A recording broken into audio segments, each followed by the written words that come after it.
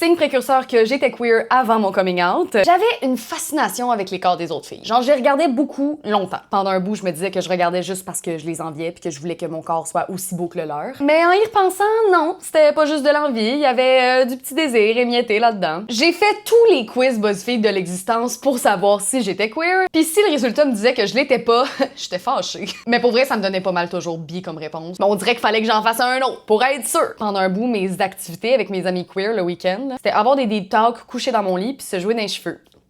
C'est tout. Gay! J'ai eu une phase de casquette à l'envers. Snapbacks, anyone? Quand je me changeais au vestiaire, je me sentais souvent mal de voir les autres filles se changer. J'évitais le regard pis tout parce que j'avais l'impression que j'avais pas le droit d'être là pis que c'était wrong que je les vois. Ben y a personne d'autre que ça avait l'air de stresser là. Moi j'étais comme Quand j'ai découvert la chanson Born This Way de Lady Gaga, je suis devenue obsédée là. J'ai imprimé les paroles de la chanson et je les ai collées sur le miroir dans ma chambre. Les paroles sont peut-être restées là 1-2 ans là. Puis je la chantais souvent cette chanson-là, puis je voulais être sûre de connaître toutes les paroles. Mais j'étais pas queer là, j'étais juste vraiment une bonne alliée là, genre je voulais vraiment être une bonne alliée là.